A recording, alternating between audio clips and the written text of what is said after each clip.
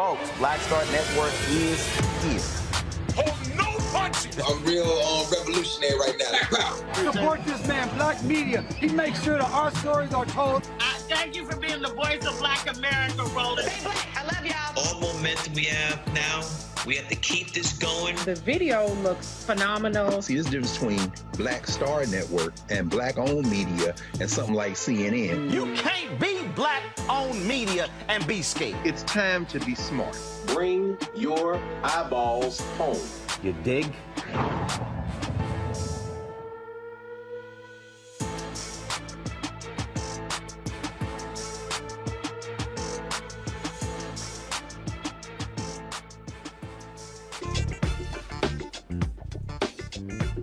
August 25th, 2022. I am Therese Garnier sitting in for Roland today. And here's what's coming up on Roland Martin Unfiltered, streaming live on Black Star Network. Since the pandemic and the recessions end, Black women and men are seeing significant increases in employment and labor force participation. Well, earlier today, I got to speak with Joelle Gamble, chief economist from the U.S. Department of Labor, about the latest report from the Council of Economic Advisors on the pandemic shifts in Black employment and wages. Los Angeles County will be paying out millions to Kobe Bryant's widow. A jury agreed that she and another family will continue to suffer severe emotional distress because sheriff's deputies, they took some photos of their loved ones after the 2020 crash of Bryant, his daughter, and 7 other people with their cell phones. And Black doctors are being fired from hospitals and schools at an alarming rate. Well, I'll talk to 2 doctors who want to bring awareness with a call to action. We also have a Roland Martin Unfiltered exclusive. A Black South Carolina woman gets threatened by 2 white men as she's just outside minding her own business, cutting her grass. And it's all on video, but the cops did absolutely nothing. Well, she'll be on later in the show to explain what happened in her first interview since the incident. And today is the beginning of National Black Breastfeeding Week, and we'll talk about the benefits of breastfeeding. Well, guys, you know what time it is. It is time to bring the funk on Roland Martin Unfiltered, streaming live on Black Star Network. Let's go. He's got it. Whatever the biz, he's on it. Whatever it is, he's got the scoop, the fact, the find. And when it breaks, he's right on time, and it's rolling. Best believe he's knowing. Putting it down from sports to news to politics. With entertainment just for kicks, he's rolling. It's on go, roll, y'all. It's Roland Martin, yeah. Rolling with Roland now. He's funk, he's fresh, he's real, the best, you know he's Roland Martin.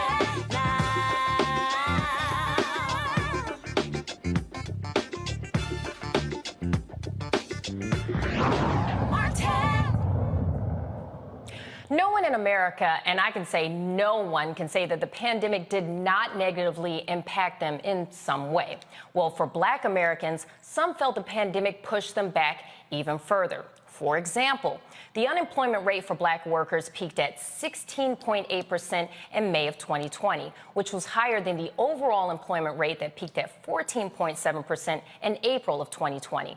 And since then, the U.S. labor market has rebounded. Black women and men have seen some employment and labor force participation gains. And earlier today, I spoke with Joelle Gamble about the new CEA analysis of pandemic shifts in Black employment and wages. Here's what that conversation looks like. As you know, there's a lot of news coming out today, and specifically when it comes to employment and wages. So I just wanted to jump right on in and ask you, what does the new CEO analysis conclude about the pandemic shifts in Black employment and wages? Yes, so every month we get new jobs numbers, and the media often reports on the top line job number, right? So in July, we added over 500,000 jobs to the U.S. economy. But what's important from the analysis done by the President's Council of Economic Advisors is that actually Black workers are doing particularly well in this recovery. So Black employment and Black labor force participation have risen faster in this labor market recovery than they have in the past 3 recoveries. And I actually have some stats that I want to ask you about. Some of the stats I found stated that Black women and men have seen larger rises in employment and labor force participation since the recession's end than the overall average. This also includes their labor market recovery that's occurring at a faster pace than it did during the previous 3 business cycles, which would be in 1990, 2001, and also 2007. So I wanted to ask you, what do you feel or think contributes to this? Yeah, so that's not a normal phenomenon, right? Frankly, in a lot of economic recoveries, Black workers are often the last to fully benefit. And I think that part of what is important about this story is that we have built, through a strong federal policy response, a labor market recovery that's truly benefiting Black people. The American Rescue Plan was really important to keeping folks' incomes, relatively high, which allowed them to spend money, and spending money in this economy means creating jobs. Not only that, we are really focused on empowering workers and making sure that they have choice in this labor market. So Black workers are not just getting jobs faster, they're also switching into jobs that are higher paying. And that's a very good point that you make there. Some of the analysis, the CEA's analysis, shows that recent wage growth for Black workers is stronger than that of the workforce as a whole, and it's slightly outpacing inflation. So can you explain why this may be the case? Yes, so I think it is really a part of the overall, goal that this administration has to build a labor market recovery that centers workers. And when you build a labor market recovery that centers workers, and all workers, particularly Black workers who are not always the center of economic policy, they start to see more opportunities to take advantage of a labor market where employers are really looking to hire workers and get those jobs, frankly, and to switch out of occupations that don't pay as well and switch into occupations that pay better. And by being able to switch to a job that pays better than your last job, or get a job faster than you would have otherwise in a recovery, you are able to get faster wage growth. And so we're seeing that for a lot of Black workers, where they're seeing real wage growth. Like you said, that means wage growth that is outpacing inflation. So their paychecks are expanding faster than inflation. I love that. Who doesn't want to get paid more money? Everyone wants to make more money. Is there anything else you'd like to add? I just wanted to add that I think that this is important too in relative terms. So, the Black-white unemployment gap is actually closing faster than in prior recoveries. So there's always been a gap between the white unemployment rate and the Black unemployment rate. Frankly, the Hispanic unemployment rate and the white unemployment rate too. But that gap is closing faster and has been closing really fast under President Biden. And so that's also important that, we're seeing an opportunity for a little bit of closing of that gap. There's still more work to do to close that gap completely, but there are signs of progress. Excellent. Well, thank you so much for joining us and explaining that to us. So that's definitely a bonus. We're getting better jobs. We're getting better pay. I mean, this is, especially following a pandemic, this is great news. So thank you so much for joining us. Thank you for having me. So let's bring in our panelists so we can hear their thoughts on this. Right now we have joining us Erica Savage, the founder of Reframe Brain. We also have Reese Colbert, the founder of Black Women Views. And we also have Terrain Walker, the founder of Context Media. Thank you all for joining us. How are y'all doing today? Good. Thank you. Great. Excellent. One more day till Friday. But until we get to that conversation, we're going to have Erica start us off with what are your thoughts on what Joelle had just said a little bit earlier. Yeah, so glad to see you in the host seat again. You did great the other day.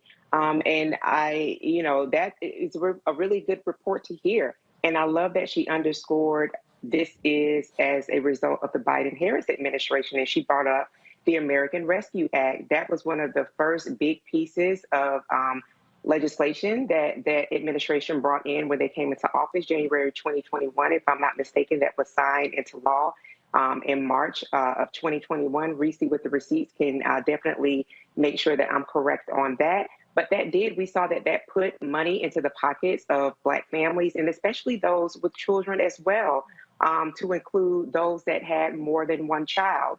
And so I think that this is important to see because we're in a space and age where there's instantaneous results. Well, this data needed to be quantified. And so now we're seeing a year later, the results and really the great economic gains that were brought in by the Biden-Harris administration with the American Rescue Act and all that it afforded to communities, but especially Black communities.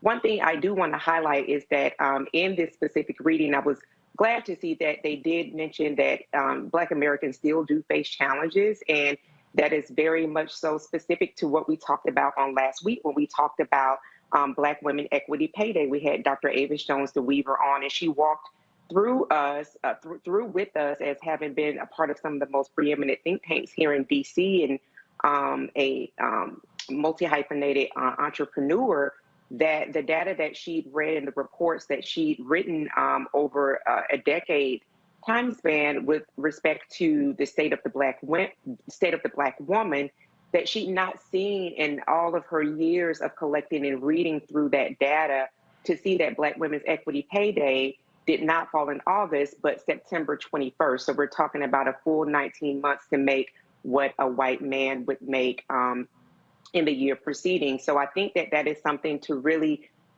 keep at top of mind, and to also know that Black Americans do, unfortunately, still do overrepresent in healthcare and in those service job industries.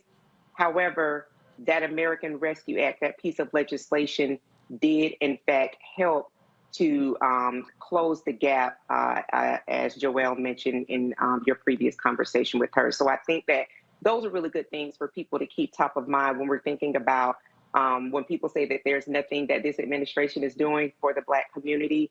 That is yet another strike to say that, yes, in fact, they are doing those things. Reese, what's your thoughts? Well, Erica laid out a whole lot of information, so thank you, sis, as always. But one thing I just want to highlight is that this outcome was not inevitable. During the election, there was Moody's analysis and other economic analysis that showed the difference between how quickly we would get to full employment and wage growth and recovery under the Biden-Harris plan as opposed to the Trump-Pence plan. And Biden-Harris have actually exceeded even those estimates, and we have returned to full employment years beforehand. And that is a result of the policies of this administration, and not just what's gone through Congress, but also through executive authority. The Treasury Department has its first ever Black Deputy Treasury Secretary, Adeyemo. And he, is part of driving that forward, as well as the Treasury Secretary.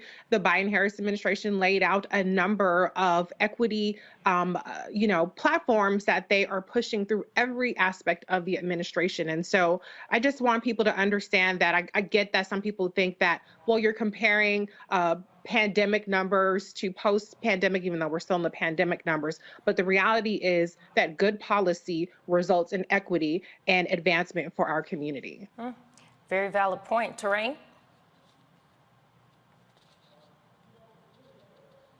First of all, I want to say that I'm really glad to see Black workers getting a bump in their wages and being fearless enough to move into different jobs.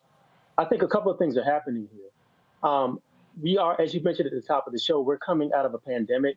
And I think because of that pandemic, a lot of Black workers realized that they didn't have to settle for anything or just have to take any job to make ends meet. True, there was a lot of struggle, there was a lot of issues, but I think having their backs against the wall made a lot of Black people realize that, you know what, I'm at a point in my life where these are totally new circumstances. And if I want to branch out of what I've been doing and I don't have to settle for anything, I can do that. And I think that's what happened. And I think that's why you're seeing in the data that there's been a lot of bumps in higher wages for in different industries, and a lot of Black workers moving into higher industry. Another thing I think that is happening is that you're having a younger workforce move into play now, because you're having people who are graduating from college and graduating from grad school moving into the workforce, and a lot of them are younger, and a lot of them have grown up with seeing different options outside of what their parents and maybe their grandparents saw. So they're saying that, look, I don't have to go into a blue collar job if I don't want to, although there's nothing wrong with that, and we've seen some gains in that. But there's other higher earning jobs that I can move into, either in the tech industry or in STEM or other fields. And I think that's what you're seeing as well. You're seeing a jump from one generation into another with a lot of tools given to them by technology that they're using to advance themselves a little bit better than previous generations. So I'm all for it. You know what I found very interesting? One of the things that I read stated that occupations with noticeable declines in Black worker shares included transportation supervisors, clinical technicians, and childcare workers. Would you like to give your thoughts on why that may be the case? Yeah, I think it really goes back to what Terrain was just saying. I mean, those are positions that are normally low wage positions. And then unfortunately, we do have to recognize that a lot of women were forced out of the workforce as a result of the pandemic. So, not that they're really gender roles with relationship to caring for women. We see that across the board. But by and large, we've traditionally seen that along the lines of women, particularly those that are leading households. So, and then you talked about the transportation piece. We're continually to move into places where, maybe some of the people that are who are transportation workers are maybe picking up those positions without necessarily the pay. So I think those are a couple of the things that we're seeing with regard to what you mentioned. Reese, what are your thoughts? Yeah, I mean, those are basically frontline worker positions. And I think, as Erica pointed out, if you look at the gender, not roles, but the way that gender, women versus men are disproportionately in certain fields, a lot of Black women are forced to be caregivers. And so they had to take on those roles throughout the pandemic. Also, there's just a shortage of child healthcare workers. There's a shortage of teachers as well. I mean, in Maryland, in one county in Maryland, Montgomery County, there are over 100 teachers short.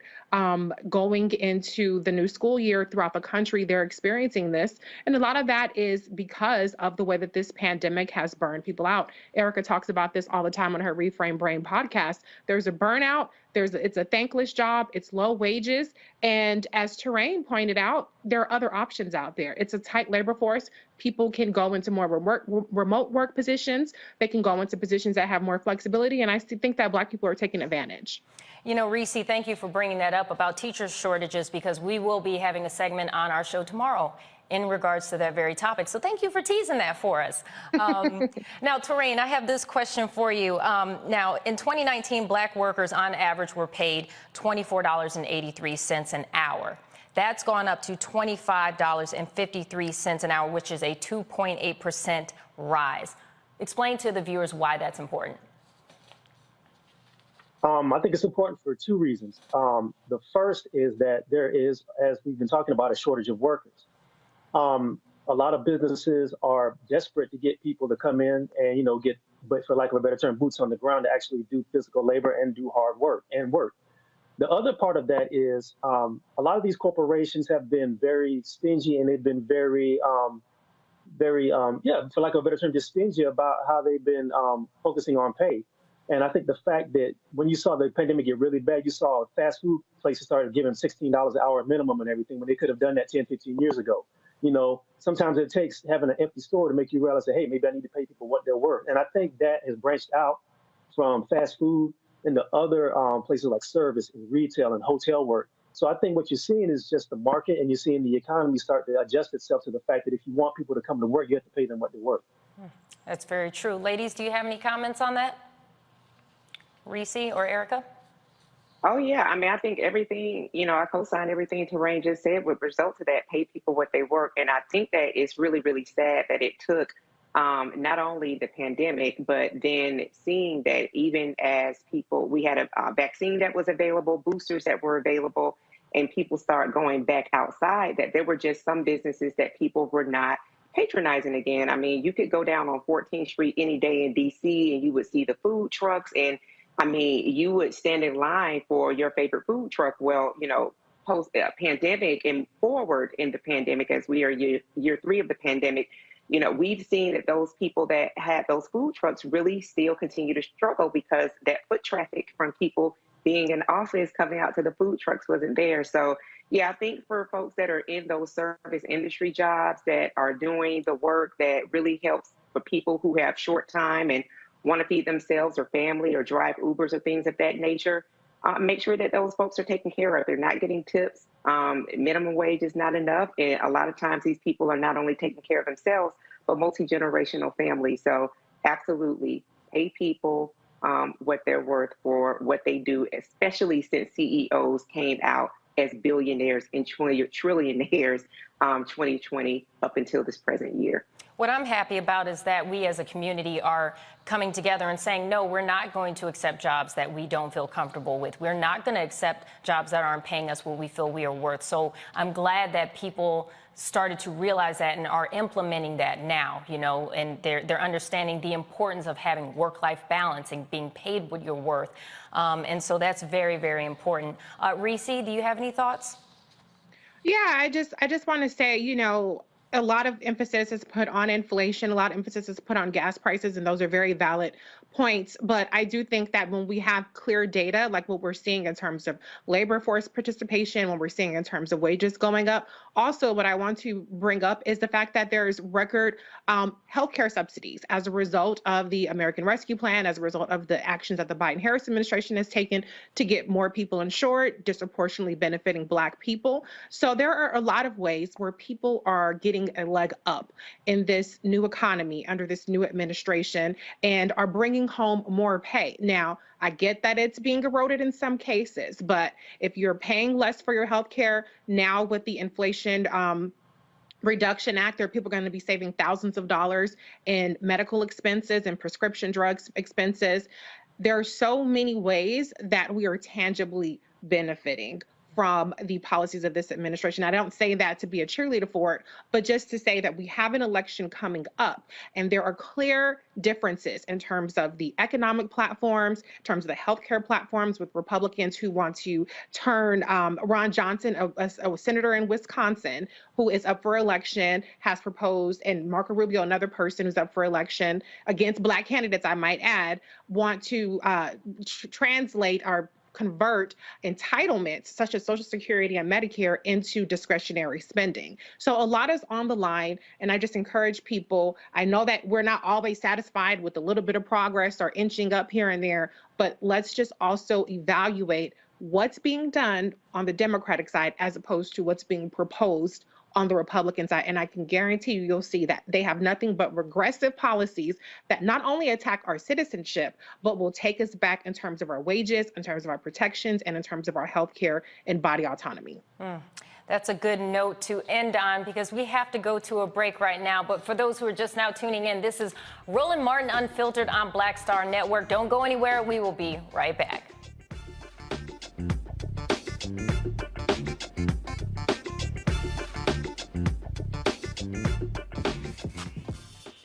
When we invest in ourselves, our glow, our vision, our vibe, we all shine. Together, we are Black beyond measure. Hatred on the streets, a horrific scene, a white nationalist rally that descended into deadly violence. White people are losing their damn minds. As an angry pro-Trump mob storms the U.S. Capitol, we're about to see the rise of what I call white minority resistance. We have seen white folks in this country who simply cannot tolerate Black folks voting. I think what we're seeing is the inevitable result of violent denial. This is part of American history. Every time that people of color have made progress, whether real or symbolic, there has been what Carol Anderson at Emory University calls white rage as a backlash. This is the rise of the Proud Boys and the Boogaloo Boys. America, there's going to be more of this. Here's all the Proud Boys, guys. This country is getting increasingly racist in its behaviors and its attitudes because of the fear of white people. The fear that they're taking our jobs, they're taking our resources, they're taking our women. This is white fear.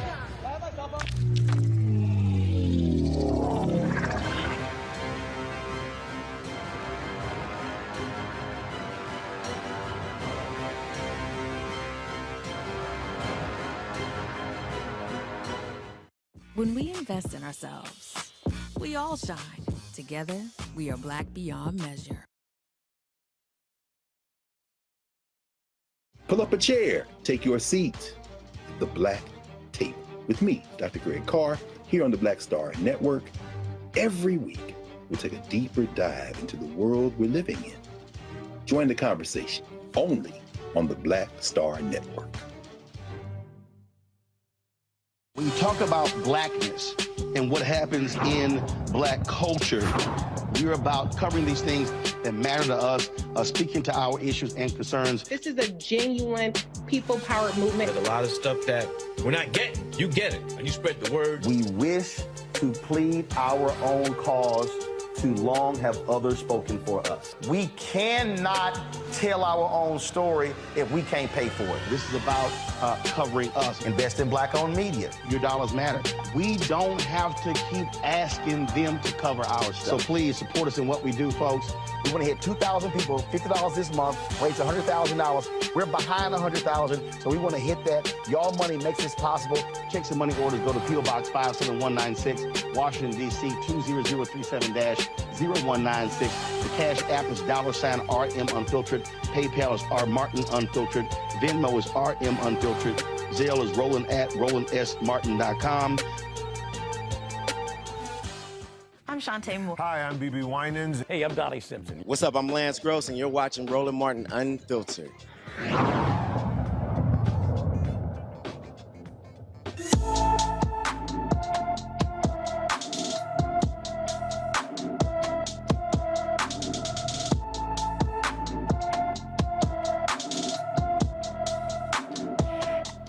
Barber Jr. disappeared in Chesapeake, Virginia on August 18, 2022. The 14-year-old is 5 foot tall, weighs 130 pounds, with black hair and brown eyes. Anyone with any information about Alliger Barber Jr. should call the Chesapeake, Virginia Police Department at 757-382-6161. Again, that's 757-382-6161. Now, the Los Angeles County Sheriff and Fire Department will have to shell out over $30 million for taking and sharing photos of the crash that killed Kobe Bryant, his daughter Gianna, and 7 others. The jury awarded the plaintiffs Vanessa Bryant $16 million and $15 million to Chris Chester, who lost his wife and daughter in the crash. Now, the lawsuit was based on unethical pictures taken of Vanessa's husband, Kobe Bryant, and her daughter, Gianna Bryant, after they died in the January 2022 helicopter crash. Joining us right now from our panel, I want to get their thoughts on this. We have Erica, Reese, and Terrain. Erica, tell me what your thoughts are on them winning this lawsuit. You know, first and foremost, I am completely disgusted. And that they were not in rapid order arrested, jailed, is amazing to me. It says all that we need to know about the slave patrol and the legacy of that. You know, when you look at trauma and its ripple effects and what Mrs. Bryant and the family of Kobe Bryant will have to live with, this is not something that happens in a truncated amount of time. This is a lifelong journey of moving forward without a husband, a father, of a global figure. And so to, on top of that, have to deal with, honestly, the legacy of slavery. One of the first things that I thought back to is historically how after lynchings, and even when there weren't lynchings, just thinking about the traumas that were, that Black bodies have had in historically for centuries and still endure. But, you know, lynchings where there were photographs taken and they were made into postcards, and those postcards were sent throughout the mail, that there would be children that would be present at those hangings and at those lynchings, that even parts of bodies of Black people were kept as heirlooms and passed down through families. That's what it immediately brought me to. So, you know, we're continuing to see a legacy of people who have no conscience of the humanity of Black people. I think that the judgment is really a drop in the bucket to what somebody now has that is living on their phone, that's living on a cloud server somewhere, that they're continuing to pass around and who knows do what with. But that these people have not been in rapid order, again, charged and arrested and having to do serious jail time, to me, is an injustice in and of itself. And you know what? That was the first question that popped in my head as well. What happened to these deputies? Now, I would like to preface this with a TMZ reporting that stated that at least 8 of the sheriff deputies took photos of the crash site with their personal cell phones, but they deleted the photos and they also got brand new cell phones. And so supposedly these photos can no longer be shared, but is that enough? That should not be enough. So I'm going to actually go to Terrain. What are your thoughts on that? I agree with everything Erica said, and I want to add this as well. There's a mentality in America that's been in effect ever since we got to these shores that you don't have to really respect the autonomy, or you don't have to respect the dignity of Black bodies. And I think what you see with this case and what you see with what happened after the death of Kobe and Gianna was this sort of feeding frenzy tied to a couple of things. Again, one was that disregard for Black bodies, and also money. What people haven't talked about is the fact that these sort of things are very lucrative. You know, if you can get a picture of death, if you can get a picture of a celebrity death, if you can get a picture of any kind of celebrity, either misdeed or something that happens to a celebrity, there are websites out there and there are newspapers out there and there are magazines out there that are willing to pay you huge sums of money for this sort of thing. We saw this with the death of Princess Diana back in the 90s. And this is what you're seeing now is just a continuation of that. The other part of that is this. I think there's also, because of that greed and because of that obsession with trying to get paid off of getting some sort of issue of a picture of celebrity, that has left a lot of decency, and there's a lack of human decency out here in this culture right now. Some of y'all might remember, I don't know where a lot of you grew up from, but like in the South, there used to be a thing where like if a funeral passed you by, people would stop their cars and let the funeral pass by. Mm-hmm. There's this basic disregard for human dignity that you're seeing in this Kobe case is playing out. And when you, like I said, when you factor that in with money and the fact that you can get paid for showing this lack of human decency, anything goes. So I'm glad that this decision came down. I'm actually kind of surprised it came down. You know, the LAPD and a lot of these sheriff's departments will fight you tooth and nail to pay out anything. So I think the fact that it was a very famous, world famous person, and the fact that his wife was dogged about not letting this go is why we got what we got. And I think it's going to be a harbinger of things to come, because this is just one case. This sort of thing happens all the time, and I think it's going to make a lot of outlets wake up and realize that you're going to have to move in a different way. The blatant disrespect of those who had passed away, a lot of people are thinking about that, but also we have to keep in mind those who are still living.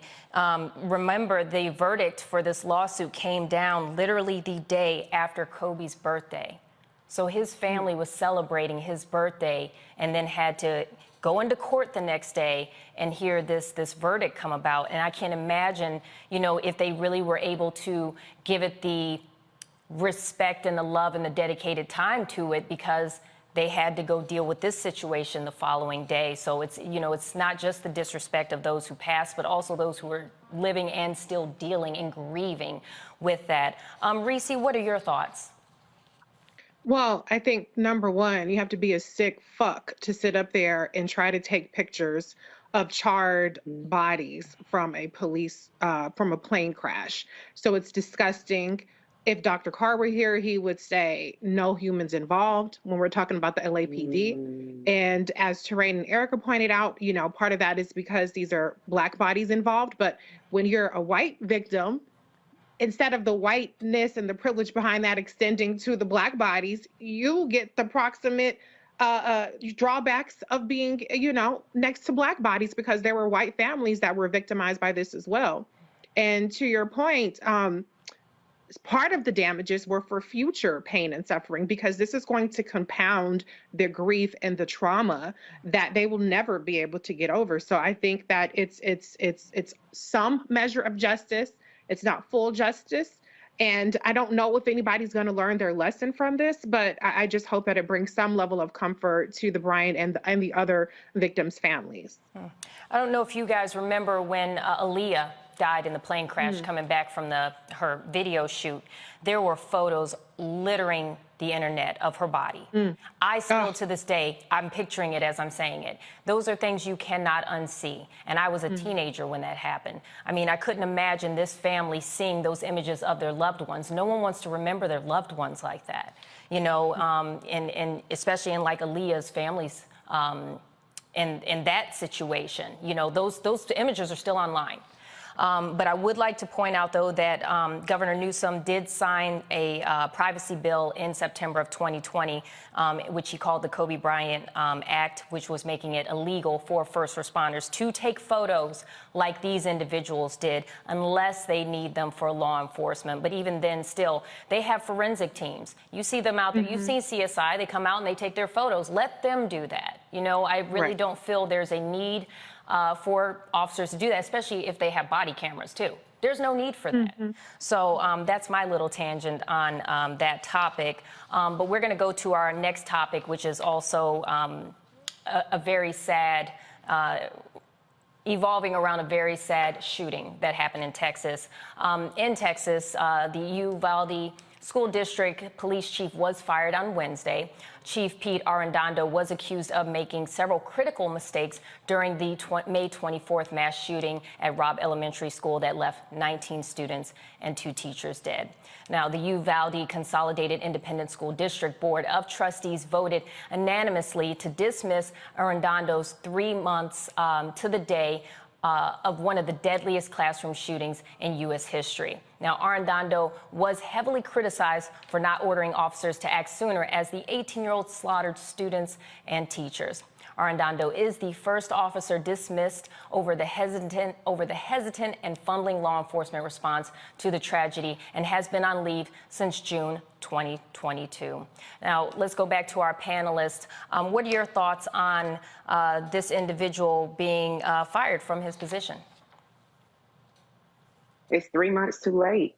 And even thinking about those 19 babies, I mean, you're talking about 8, 9, and 10-year-old babies that were slaughtered, the way that their families were kept from going in the building, trying to do something to save their children's lives. And just to think about these slave patrol folk who have no issue with assuming guilt and executing Black people, and that's Black children, that's Black women, men, and that's Black seniors, without hesitancy, lest we forget Breonna Taylor. So that they had this hesitancy, that they had the type of machinery that I've only been accustomed to seeing when I was in the military, that had these military grade firearms, and waited, literally waited over an hour to go in to take out one gunman who with pleasure slaughtered 19 babies and then 2 adults, and the carnage that has unfolded after that, which will continue to reverberate for those families and the community at large for years to come. So, you know, the things that we continue to see from really folks who, who are really saying, well, who gonna check me, boo? Because I feel like that is what law enforcement says every damn day of the week. Who gonna check me, boo? And so, you know, I'm glad that he has been justly fired, but I'm wondering if he was being paid for these 3 months. I'm wondering if he has a nice retirement package.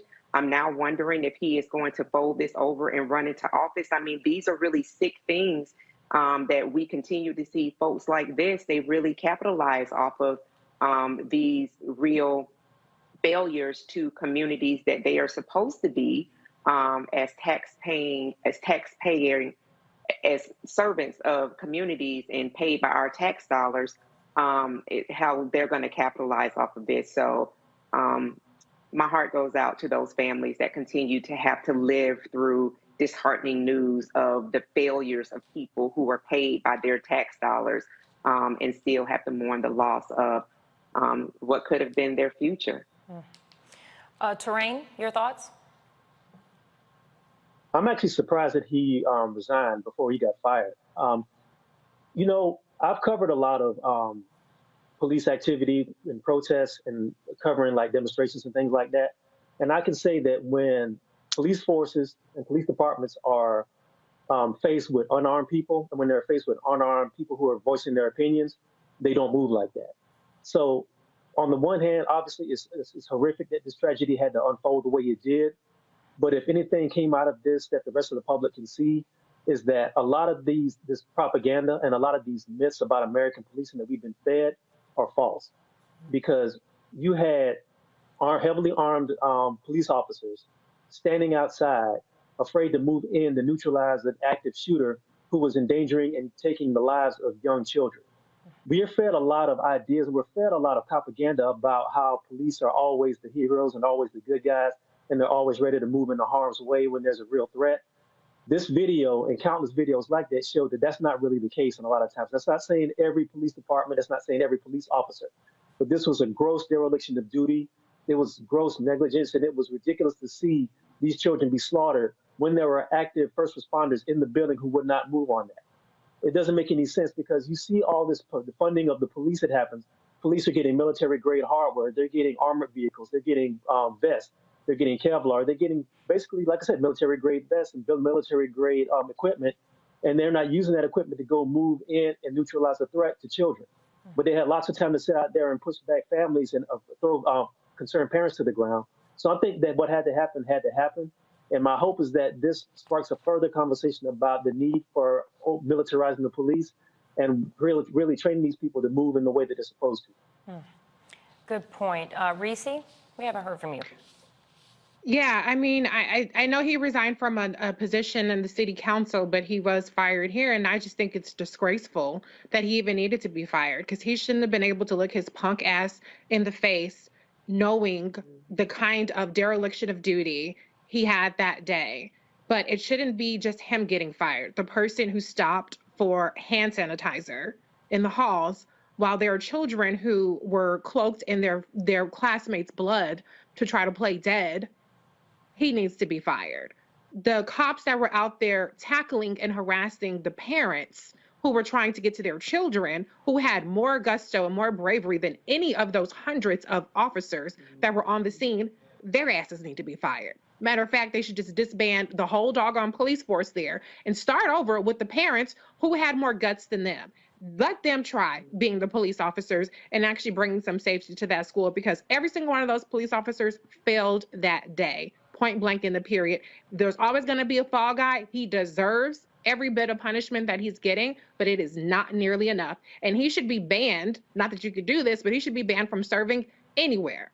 He was already demoted years earlier from another position that he was in. And these cops, unfortunately, can just go on to the next department, move miles down the road, move to another city, state, and go on about their business. But his name should live in shame and infamy to where he is unhireable from here on out. And you're right, it happens far too many times where police officers mess up and they just go to a different department. You know, and then they're still in this position, even though they're messing up. They've got to fix these problems. But on that note, we do have to take it to a break. You are watching Roland Martin Unfiltered. We'll be right back. Don't go anywhere.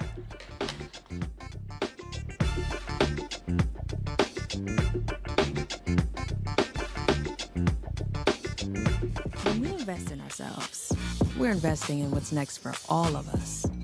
Growing, creating, making moves that move us all forward. Together, we are Black beyond measure.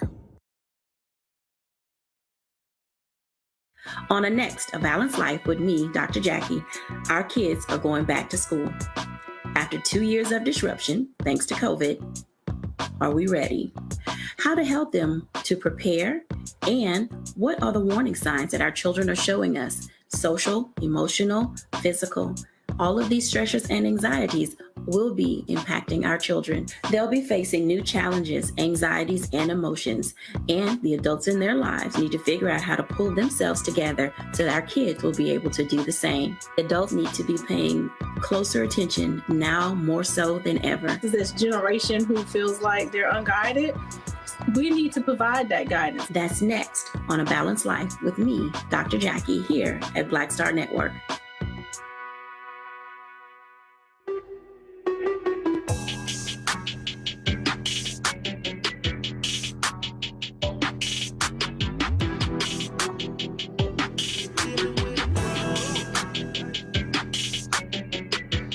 Patrol Grooming is a Black-owned men's grooming company that delivers on this promise every day to men everywhere. Everything we do, every product we make, It's designed to help you to present your best self. It's a promise they've kept since 1991 when they first introduced the Bump Patrol brand, the #1 men's product for a smooth, bump-free shave and silky skin. Millions of customers count on their exceptional skincare products, which can be found at more than 30,000 retail stores in more than 50 countries around the world. Now you can have exceptional beard and skincare products that are as unique as you. Fellas, as we prepare to head back out into the world as COVID restrictions are being lifted, it's time to get our groove back. You can visit patrolgrooming.com to order a Patrol grooming box.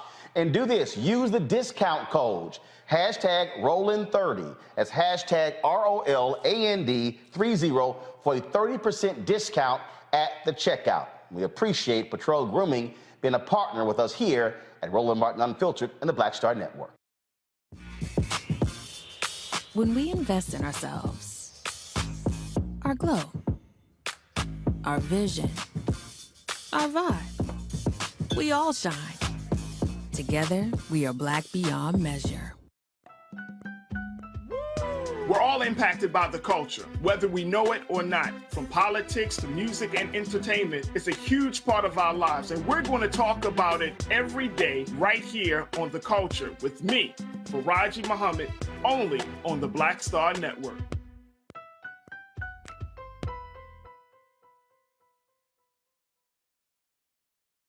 Hello, I'm Bishop T.D.J. Hi, y'all doing? It's your favorite funny girl, Amanda Seals. Hi, I'm Anthony Brown from Anthony Brown and Group Therapy. What up, Nat'l, and you are watching Roland Martin Unfiltered.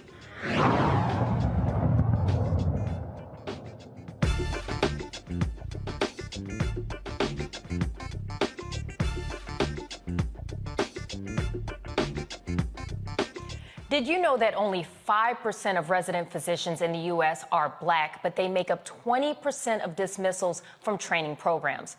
Well, tomorrow there's a kickoff demonstration to raise awareness about the unjust dismissals of black doctors and trainees across the country. Now, here to tell us more about this are doctors Aisha Kouru and Vanessa Grubbs from Los Angeles. Thank you both for joining us. How are y'all doing today? Very good. Thank you. And you are in sunny, I'm assuming it's sunny there, but you're in warm, sunny California. It's kind of rainy and groggy here. Yeah. So thank you. Thank you so much for joining us. So tell us a little bit about this demonstration and what you both are doing to raise awareness. And I'm actually going to start with Vanessa, Dr. Grubbs. Yes. Thank you so much again for having us on to just shed additional light on this issue.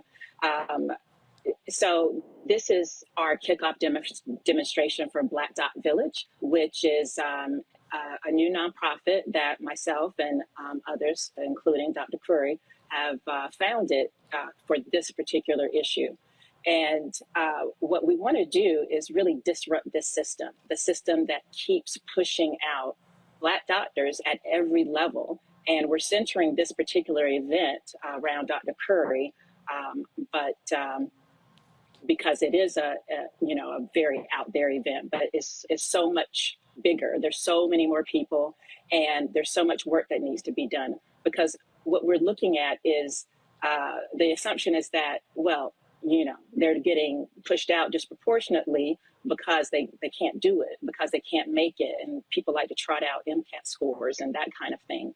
And the reality is what is happening is that there are so many people. We're already seeing this really disheartening pattern where people, something happens and then they get this spotlight on them, and then they're called unprofessional, and they're pushed out for reasons that their non-Black peers are just left to continuing on with their careers. And this is particularly devastating to the individuals because, and we're starting our focus with resident physicians because these are the most vulnerable part of the larger population.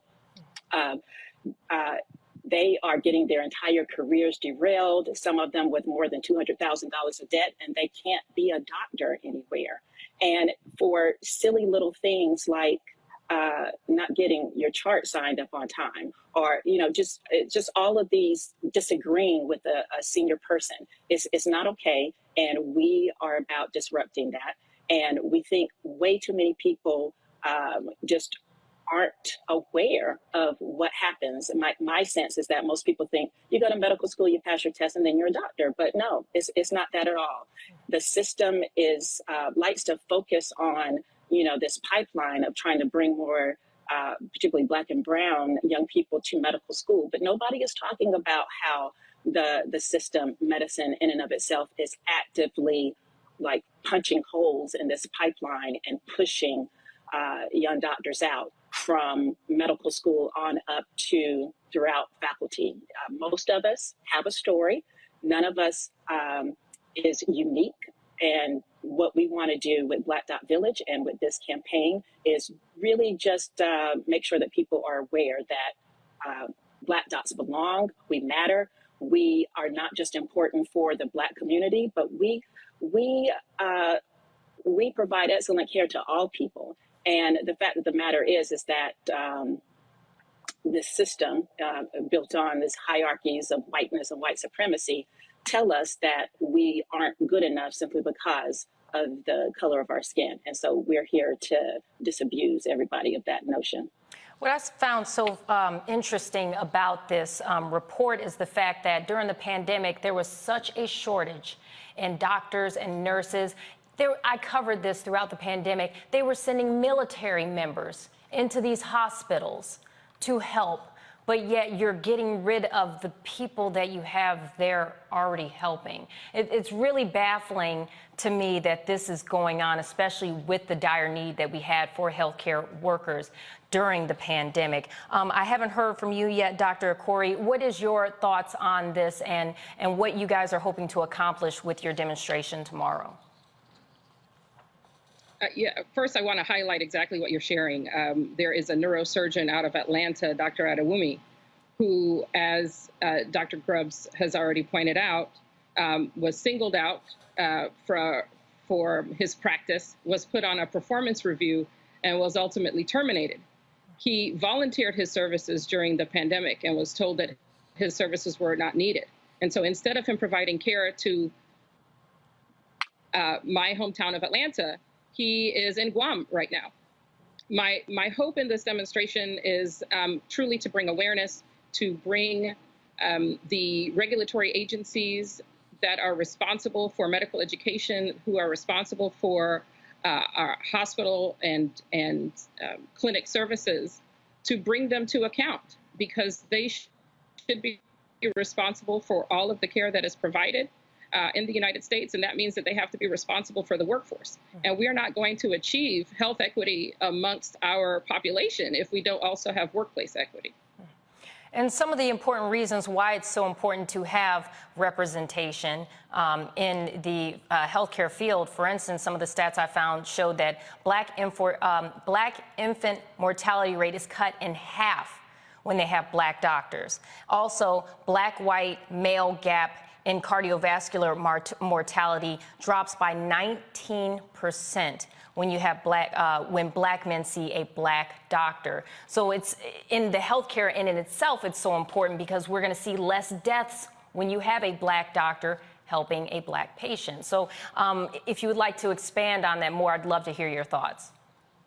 All of these organizations have comments about anti-racism, the importance of health equity, the importance of eliminating health disparities. But what we find is that there's a lot of lip service. If we don't have seats at the table, we're not going to be able to eliminate that health disparity. And the color of my skin should not predict the type of care that I'm going to get. And that should be across the board. It shouldn't matter if you're seeing a Black doctor or not, but we're not going to be able to impact that until we have a seat at the table and until we truly disrupt the house of racism that medicine is built on. Dr. Grubbs, what's your thoughts?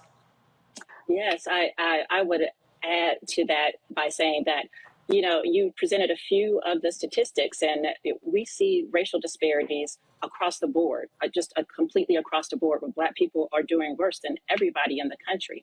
But the one thing that I really want to stress is particularly about that study, the recent study that you mentioned about infant mortality. The thing that we're not talking about enough is, yes, babies who had Black doctors, their mortality was reduced in half, but the white babies were taken just as good care of. So I think that's an important point, that this is affecting everyone. And the fact that the system is pushing out doctors when we have a shortage, period, and particularly among the Black community. 13% of the US population is Black. We have roughly 4 to 5% of the physician workforce is Black. Most Black people want a Black doctor, but say it's really hard to find a Black doctor. But yet the system is pushing us out over things that don't matter. I could see if it was, putting people in harm's way. But the studies are out there. They're showing time and time again that we practice good medicine. We are good doctors. And it's really something that we have to, as Dr. Curry said, I want to echo, to hold all these organizations accountable for allowing the system to continually do this, particularly at the resident physician level. There are billions of dollars that is poured into graduate medical education, and no one is held accountable to making sure that these programs treat everyone equitably, and that these programs are incentivized to actually graduate people instead of just recruiting them to their programs and then really derailing their entire careers. So tomorrow you have the Black Docs Belong that's going to be happening. And from my understanding, it's not only a local protest, but it's also a national campaign as well. Can you tell our viewers a little bit more about that in case they want to get involved? Can they get involved virtually, and where you're actually holding it in California in case there's individuals that want to show up in person? And that's for Dr. Yes. Corey, sorry. Curry, okay, I'll be quiet. So in person, we're meeting at the Hilton in Pasadena. We're encouraging people to register online and register with Black Doc Village, because our hope, again, is that this is not a one-off. Our hope is that this is a campaign that keeps going strong as long as we continue to hear distress calls from residents, doctors who are in training. I think what's most important is to start having the conversation. Why is it important for representation? Why is it important for you to see a Black doctor? What are the dreams that you have for your own children who are interested in science and specifically medicine? We want to dismantle racism in medicine. We want to make it a safe place for people who look like us, and we want to make it a safe place for patients to be treated. Dr. Grubbs, is there anything you'd like to add about what's going to happen tomorrow? Well, we shall see. I'm very excited about it. Very excited about just bringing more attention to the issue. We really have no idea who's going to show up, but we're bringing the energy. And what we're doing here is we're really just at the beginning of building a grassroots effort to get more and more people on board, more and more people aware, and more people to take action. Because, Black Dot Village, our personal way of thinking about this is that we're about forcing change. We are about becoming a force to be reckoned with, so that these different places around the country know that if you want to mistreat our young people, then you will have Black Dot Village to reckon with. And we're not about, politely asking, because that's what we've been doing as individuals and other small groups for decades, centuries, if you will. So the time for things to change is long past due, and Black Dot Village is committed to really pushing the edge forward on this. And we just really want to get as many people on board as possible and have people be as active as they can be. And we know that everybody is not able to just kind of get out in the street and protest. But we have plenty of other ways for folks to engage as well. Please visit our website. We're at black.village.com. Give us money. Sign up to be involved in various aspects, and help us figure this out. We are just starting out, but we are committed to seeing it through. My hope is that someday we won't need a Black Dot Village anymore. Well, we shall see, and I wish you the best with everything that's going to be happening tomorrow. Thank you both for joining us and giving our viewers your input on this important issue. On that note, though, we have to take it to a break. Right now, you're watching Roland Martin Unfiltered. We'll be right back. Don't go anywhere. I challenge myself as an artist and challenge knowing that I'm going to challenge the audience, right? So oftentimes you come into this business off of one project where everybody's like, ooh, you stand out. Okay, for me it was Barbershop, Ricky, da-da-da-da-da-da. Ricky was nothing like me growing up, right? Nothing like me growing up. But if that's people's first experience with you, right, as an audience member, they tend to think that's the real you, right? So, you know, for me, after that, I got a whole bunch of offers to play roles just like Ricky, right? This Tupac-esque type of thug, right? And I just said no over and over again. And then you keep trying to do other things. Then I went through a series of romantic movies and romantic leads, and, you know, I always try to bring some sort of gravitas to those roles. And then it was like, okay, well, but before I get into all of that, let me hit y'all with, you know, For Color Girls, and, you know, step outside of the realm of, you know, what you expect of me to do as an audience member in terms of being this romantic lead and everything. Because I didn't get into this business to be the romantic lead, you know, that dude. Like, I didn't get into this business. You can get locked in. You can totally get locked in.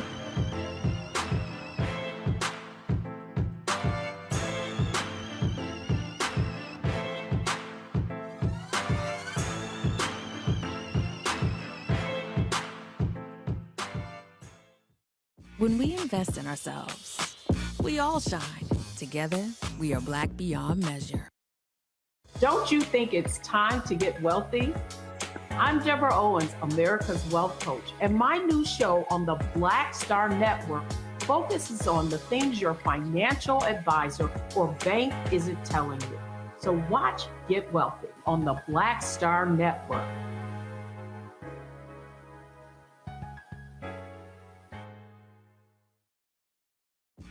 When we invest in ourselves, we're investing in what's next for all of us. Growing, creating, making moves that move us all forward. Together, we are Black beyond measure.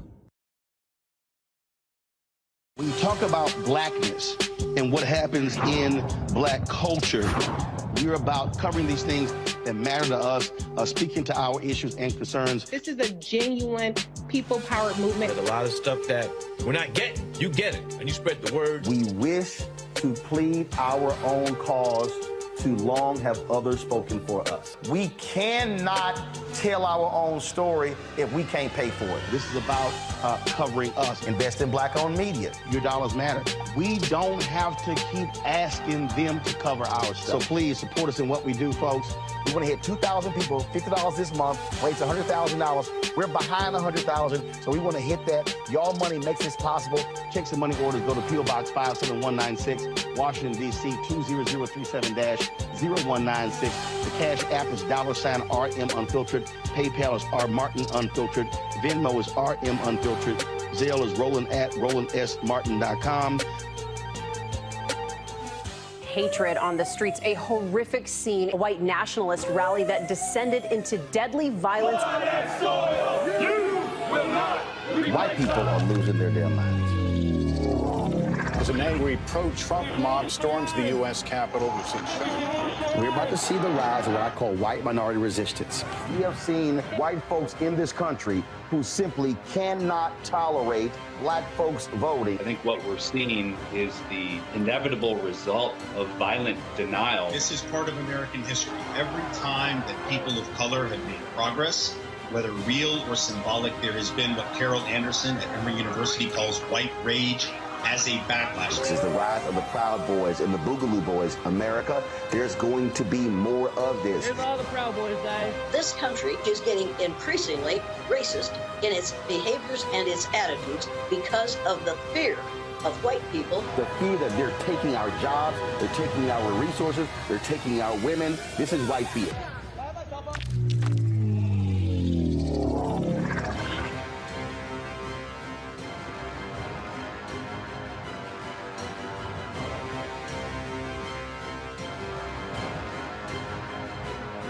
Hey, I'm Donnie Simpson. What's up? I'm Lance Gross, and you're watching Roland Martin Unfiltered.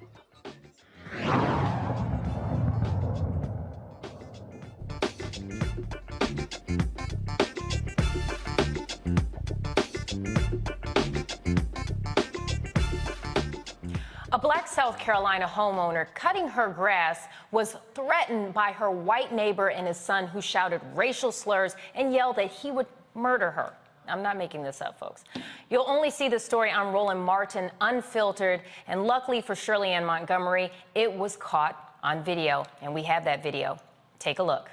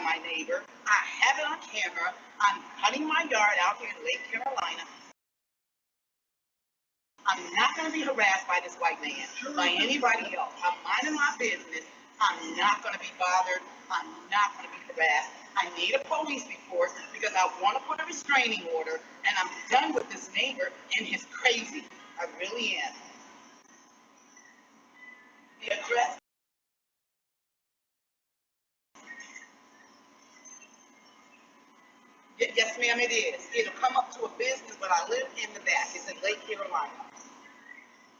And like I say, and I have it on camera, where the man told me he would murder me. I take my life serious. I really do. Really do. And now he called the sheriff's department, which I really do. Shirley Ann Montgomery is joining me from Los Angeles for this Roland Martin Unfiltered exclusive. I have so many comments on this. First and foremost, thank you so much for joining us, and I am so sorry you had to go through this. Yeah, me too. So the first point I wanted to bring up was, one, you're outside cutting the grass. You may have went in a little bit onto his property potentially. Who complains about that? I mean, seriously, who complains about someone stepping on their grass? I mean, you know, that's the first thing. And then for it to escalate to the point where your neighbor's son threatened to murder you, called you racial slurs. I heard monkey being thrown out during that tirade. And so I'm just trying to find out, is this the first time this kind of incident has happened? And then tell me a little bit about how it got to the point where we saw the video where the son was coming out and threatening you. Well, this is the first time that particular incident happened and got to that point. I've had amicable relations as far as communicating with the neighbor. Hi, how are you? Times where he was upset with the HOA and he wanted to press charges against the HOA as far as filing a lawsuit and what have you. However, we have said hi off and on, and then the neighbor began to stop talking.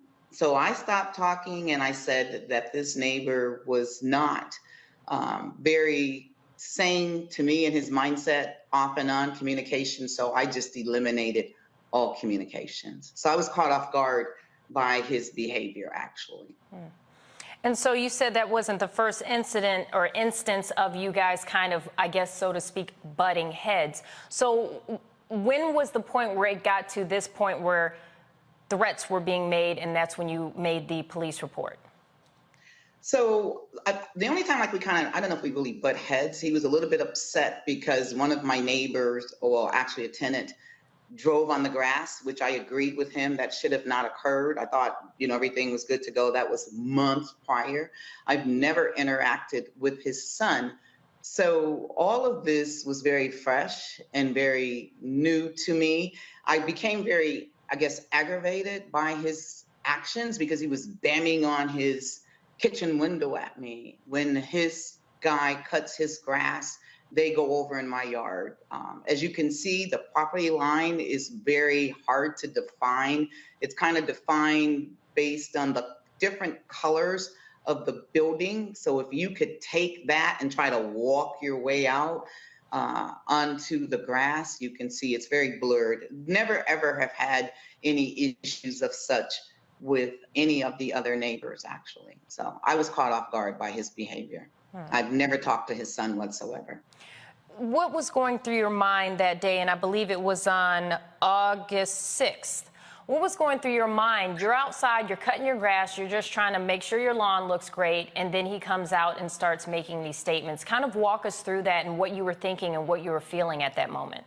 So when I was outside initially cutting my grass, I was in a very good space, actually. I was listening to Kirk Franklin praise. I was singing. I was really thanking the Lord just for my ability. His son actually came outside and sat at the table with his shades on, and he lit a cigar, which he could do that. I don't care. I was pulling weeds at the time, and I was determined that I was not going to lose my focus whatsoever. And then I guess after I didn't say anything to the son or pay attention to him, he went back on the inside. And that's when the knocking on the kitchen window started. And my thing was like, what do you want? Leave me alone. Leave me alone, literally. So in my mind, I felt as if I was basically being harassed. And I did not expect for him to come outside. I expected for him to stop knocking. This camera has been on my properties for quite some time. So it's not like he didn't know he was being videoed. Actually, I used to have the ring say, you are now being recorded. That was an issue for him. So being a neighbor, wanting to keep things in good space, I actually turned that part of the camera off, but I've always kept my cameras on. I've never had any issues with any other neighbor. This particular neighbor, in my opinion, my mindset was, okay, you told me before your family came from Germany. You told me before you lived in your mother's home. You've asked about taxes. There were certain things he wanted to know that I was not willing to share with him. So his mindset, even in saying, which a lot of people throw that weight out there, he knew the sheriff, which I really didn't care, but it was kind of like a white privilege thing to me. He had an issue because I had a nice sidewalk, which the previous owners had done. He had an issue because I have a garage with an apartment on top where you see those stairs. And that's where the camera is actually coming from, which is on my property. So I'm not sure where all this came from. It definitely aggravated my anxiety. I'm a former veteran, served in the Army. My son was assaulted by the police, so not first encounterment as far as hostility or issues based on race, and I do say it was racial. I actually went to the Defense Equal Opportunity Management Institute, Daomi in Florida, so I understand what the system says white privilege is or how different people think. And I'm not saying that all people are bad people, but in this particular case, this neighbor has an issue. And I became afraid, just gonna be honest, in real talk. I am a concealed weapon carrier. I've never really carried my weapon on me, but now I kind of do, wanting to make myself comfortable with carrying it. When I get back to South Carolina, I'm actually talking with my counselor, possibly of getting a dog that I can have with me, one as protection, but then two to also help calm some of my anxiety. Because I don't know, I mean, you can see where we live, right next door to each other. You can see this guy, he burst out and started yelling at me and calling me out of my name. I don't really know what his mindset is and what he will or will not do. Well, I can absolutely understand the fear of that because, again, you're just cutting your grass and you have someone running at you talking about they're going to murder you. Yeah, yeah. And then he turned around and he said to me that he didn't, excuse the expression, give a shit. And so, bam, shit. Silence, hidden, and trauma. I guess he got a whole lot of trauma going on. He didn't care. And after I got the police report, I learned that the officer, as far as I was concerned, was very biased. And he also was in the defense of the neighbor and his son based on me not responding intimidated by this particular neighbor and what he said. Now, we have the police report right here, and there's actually a line from the police report that I would like to read for our viewers. We don't want to show it to protect our interviewees' privacy. But basically, in the police report, it states that, quote, due to the lack of ability on the part of the subject to carry out his threat, no further action was taken.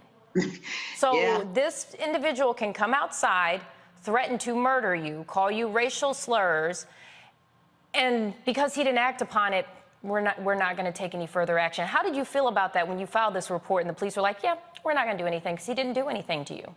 So when the officer showed up, he told me that he had to talk to the neighbor as well, which I understood that. I understood protocol.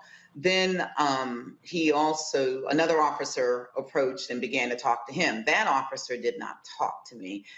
That officer did not say to me, hey, calm down, it's okay, it's a misunderstanding or any of that. So when I went to pick up the police report that following Monday, because I'm real serious about a restraining order, I don't know who they are. I don't know the mindset. I was caught off guard. And I saw the way he wrote that report, I was livid. I literally burst in tears. I literally felt that even though this guy threw things out there, that what he said, there may be some truth to that as far as who he knew. The other officer, he did not talk to me whatsoever. And I've got some concerns. I really, really do.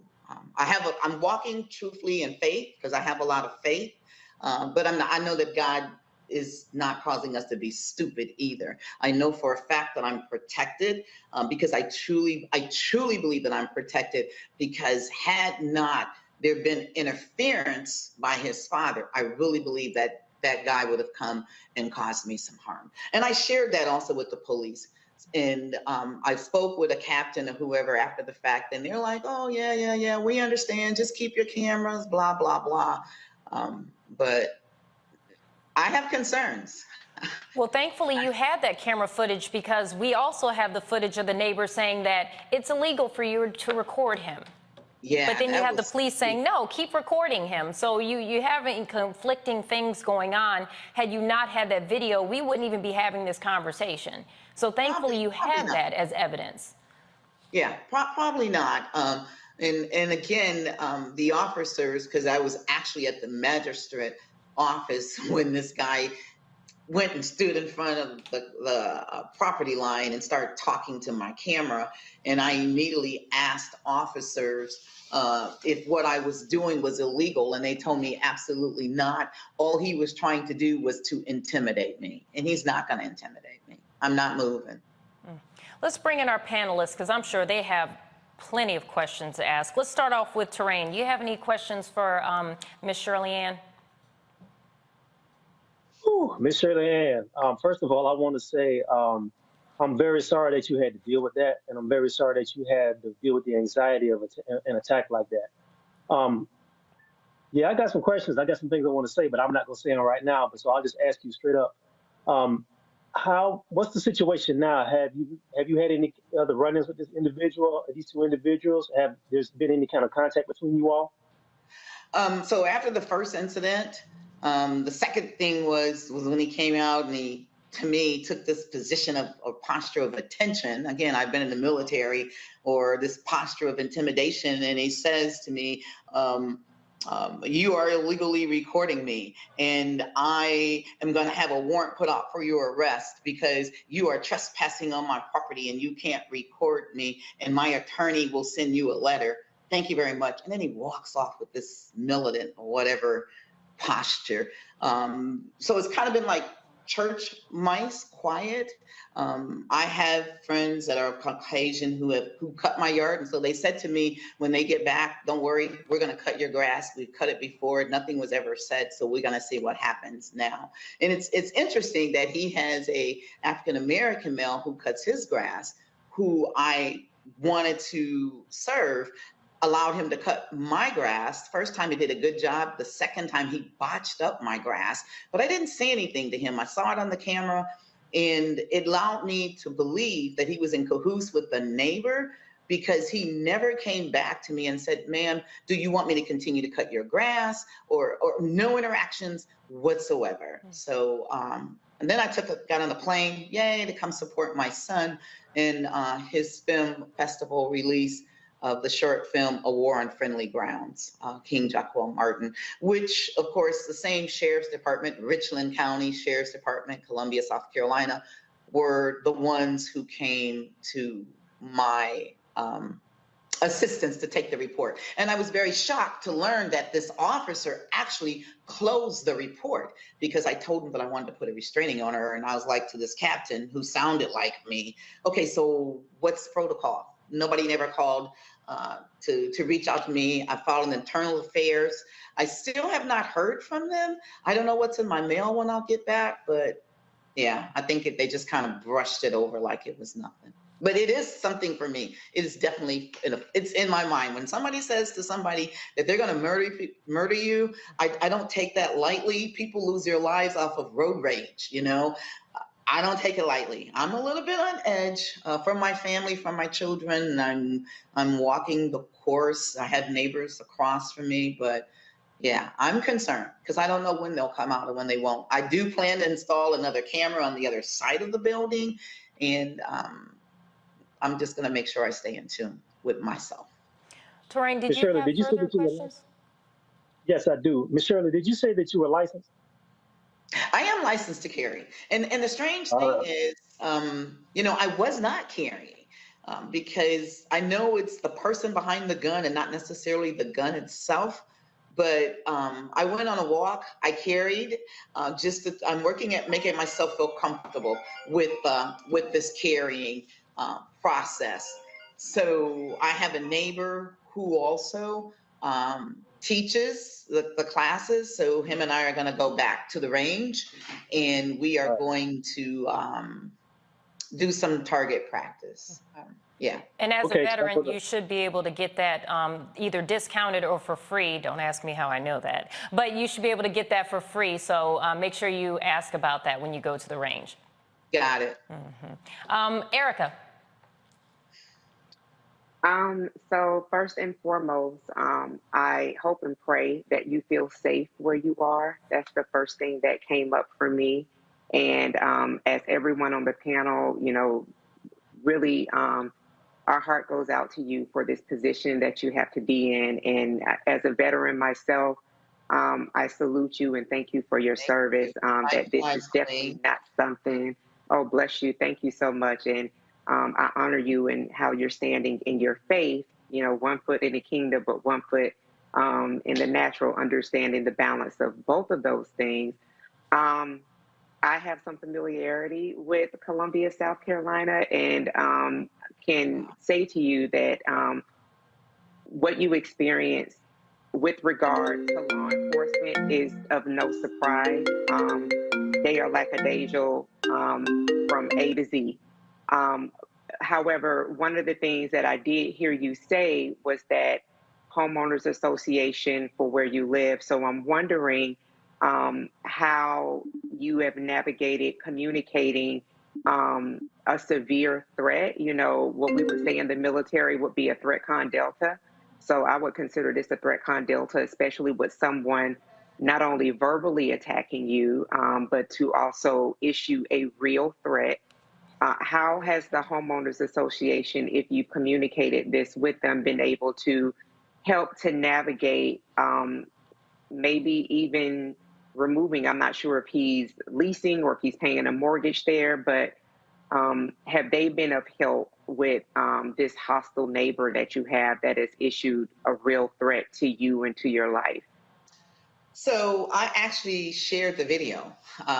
She was actually taken by surprise, and she shared that she would take it to their legal team.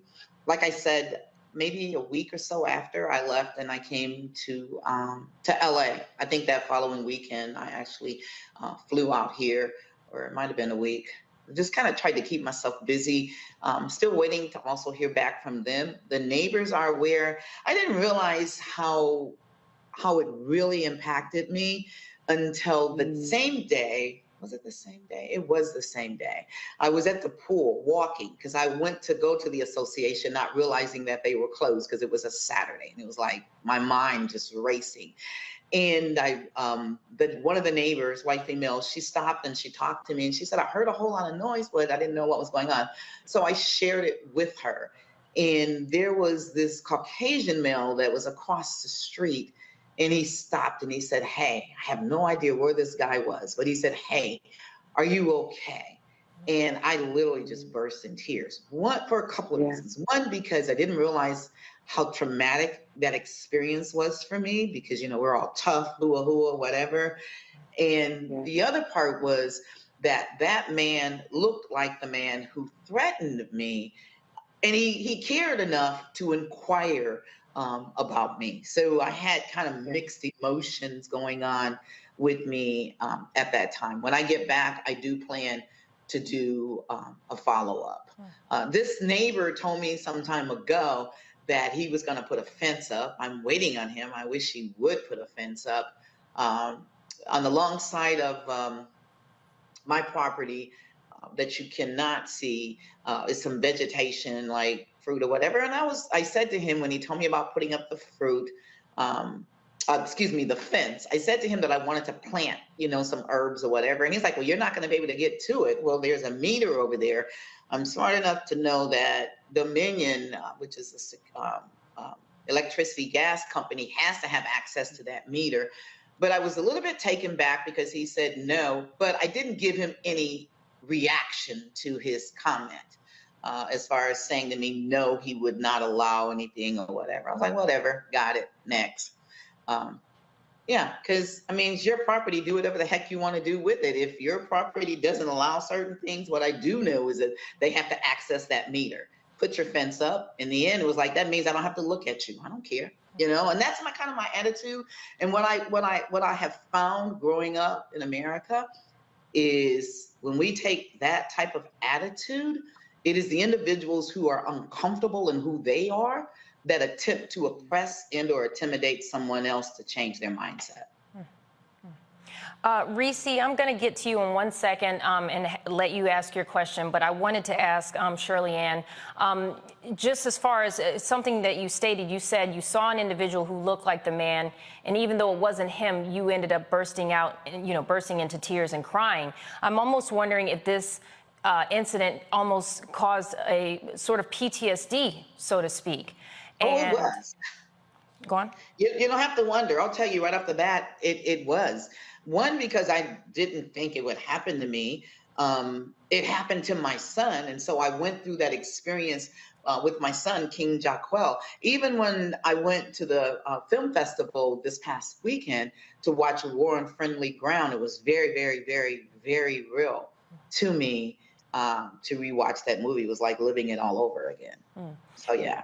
Well, as someone who's gone through trauma, being attacked, and who is a big proponent for going to counseling, I would suggest seeking out that only for several reasons. One, for your own mental health to help you, but as well as you'll have record that this incident, that this incident caused you to potentially have this sort of distress. So that way, when you do take it further with the police, or if you decide to take this to court, you will have record of how this incident impacted you, something you never should have had to go through at all. And if you have a local vet center, I used to be in Columbia, South Carolina. There's the Columbia Vet Center that you can go to, and they will see you. You don't even have to give them all your information. You just show up and say, hey, I need to talk to someone, and they'll definitely help you. So I just wanted to offer that information. On that note, though, Reese, what are your thoughts?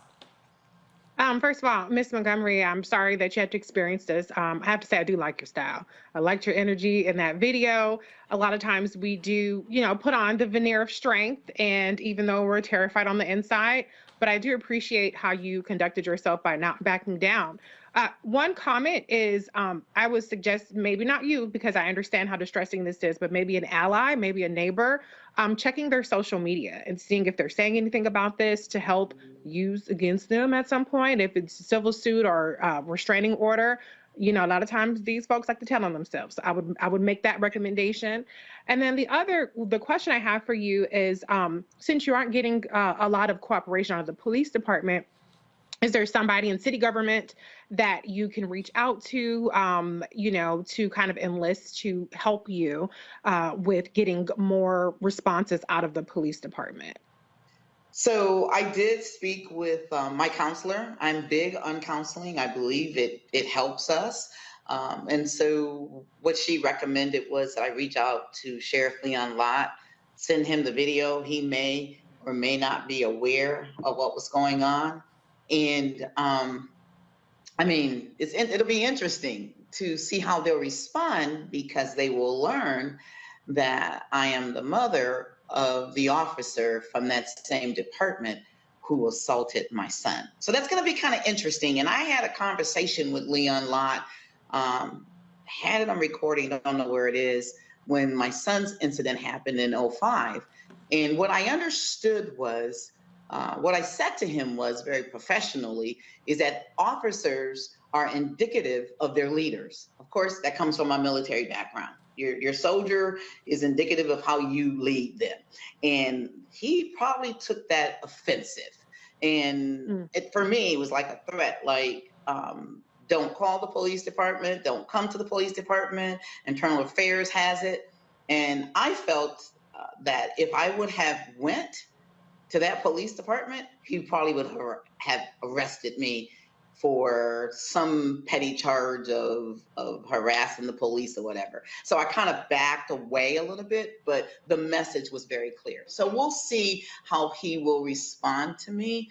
As far as I promise you, when you all did the clip and then my address was there, I was like kind of cringed a little bit. But my whole piece is, one, I know that God has me, and two, I just believe it'll work out for my good. And three, if this guy is not a part of the process of the end, and of course I know we can speed things up with life, then he can't touch me. And it's a spiritual warfare from that angle for me, literally. Shirley Ann, I wanted to thank you so much for joining us today. I would hope that you would keep in touch with us, and as this story keeps developing, and keep us updated on how it goes. But again, I'm so sorry that you had to go through this, even just as a woman in South Carolina, but also as a veteran. having to go through this. You should not have to endure any of this. And so I'm so sorry for that. But thank you for sharing your story. And I hope that you're able to get some justice, and hopefully maybe their ears will perk up and they'll actually start listening now that you're being outspoken about this. So thank you so much for joining us. On that note, you are watching Roland Martin Unfiltered on Black Star. We're going to a break, but we will be right back.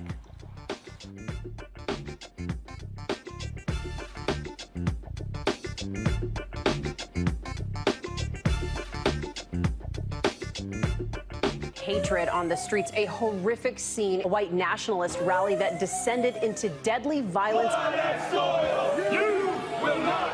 White people are losing their damn minds. As an angry pro-Trump mob storms the U.S. Capitol, we've seen We're about to see the rise of what I call white minority resistance.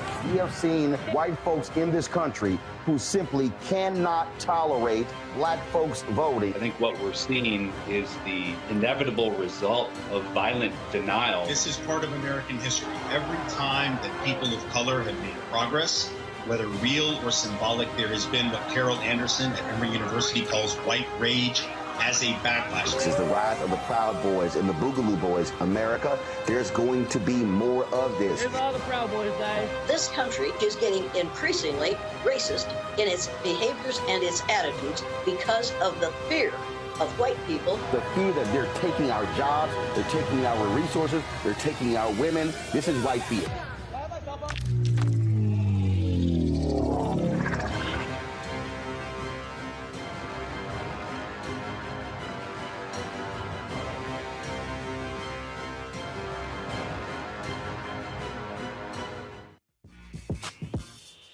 When we invest in ourselves, our glow, our vision, our vibe, we all shine.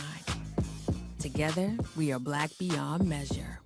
When you talk about blackness and what happens in black culture, we're about covering these things that matter to us, speaking to our issues and concerns. This is a genuine people-powered movement. There's a lot of stuff that we're not getting. You get it, and you spread the word. We wish to plead our own cause. Too long have others spoken for us. We cannot tell our own story if we can't pay for it. This is about covering us. Invest in black-owned media. Your dollars matter.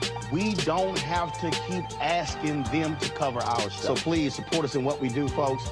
We want to hit 2,000 people, $50 this month, raise $100,000. We're behind 100,000, so we want to hit that. Y'all money makes this possible. Check some money orders. Go to P.O. Box 57196, Washington, D.C. 20037-0196. The Cash App is $RM Unfiltered. PayPal is R Martin Unfiltered. Venmo is RM Unfiltered. Zelle is Roland at RolandSMartin.com. When we invest in ourselves, we all shine. Together, we are black beyond measure. This is Deala Riddle. What's up, y'all? I'm Will Packer. I'm Chrisette Michelle. Hi, I'm Chaley Rose, and you're watching Roland Martin Unfiltered.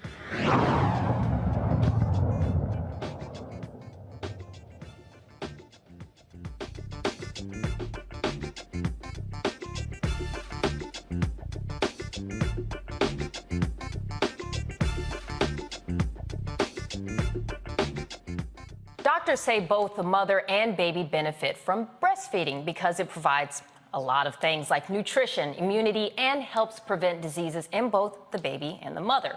It also helps with depression, saves time and money. And according to the CDC, 85% of white infants are breastfed compared to 74% of black infants. Also, 75% of new moms start out breastfeeding, but that falls to 43% or less after 6 months. Well, today is the first day of the 10th National Black Breastfeeding Week, and we have joining us Monifa Bandali, the Senior Vice President and Chief Strategy Officer of Mom Rising, and she is here to tell us more and the importance of breastfeeding. Welcome to the show. Thank you so much for joining us. Hi, thanks so much for having me, and thank you for highlighting Black Breastfeeding Week. Exactly. Well, we know it's important, and we want you to share with us what is so important about this, especially for new moms, you know, who are trying to debate on whether they should or whether they shouldn't. So I'm going to let you take a deep dive into that. Yeah, thank you so much. I mean, you stated some of it. Breastfeeding has a whole bunch of advantages, right? For the mother, for the baby, on the brain, on the heart, on the respiratory system. But more importantly, there's a direct connection between an increase in breastfeeding and a decrease in infant mortality. So we know that infant deaths go down the longer and the more women in our community breastfeed. So this is critically important for both of us.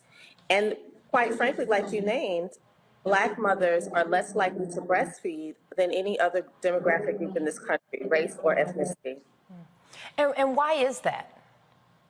There is structural racism in place that prevents Black women from accessing both initiating and continuing breastfeeding. I mean, we know, like everyone watching knows, that Black people work.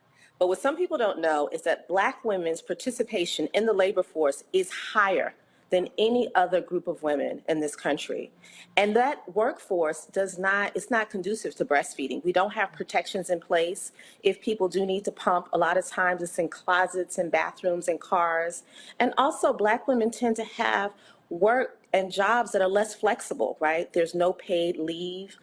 There's no time off to leave and to pump or to go back and feed a child. So these structural issues are very real. And the United States still remains an outlier in having paid parental leave, right? So especially when Black women, who are 70% of Black mothers, are the sole breadwinners in their households, they are really motivated to get back to work earlier than other mothers. And when those protections aren't in place to initiate continue breastfeeding, we see this drop off in this really, really critical practice that we need.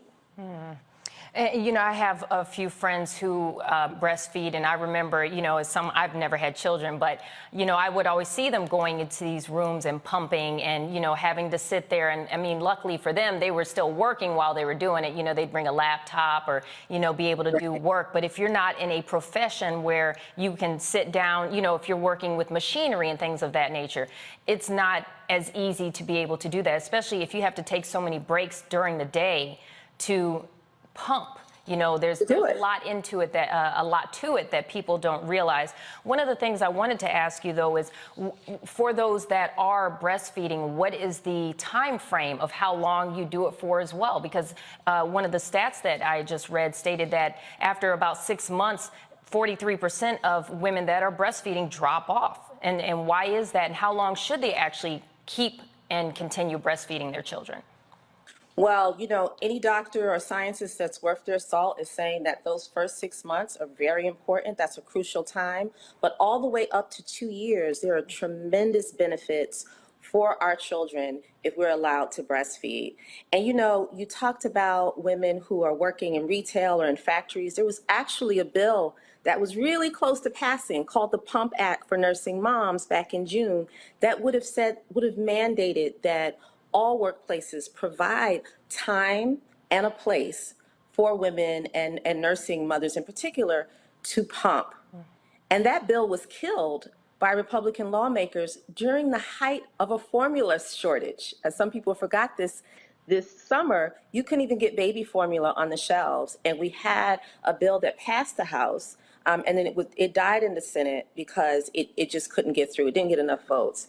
And so this is all in the backdrop of what we talked about before, which is that it's already structurally difficult for Black women and mothers to breastfeed.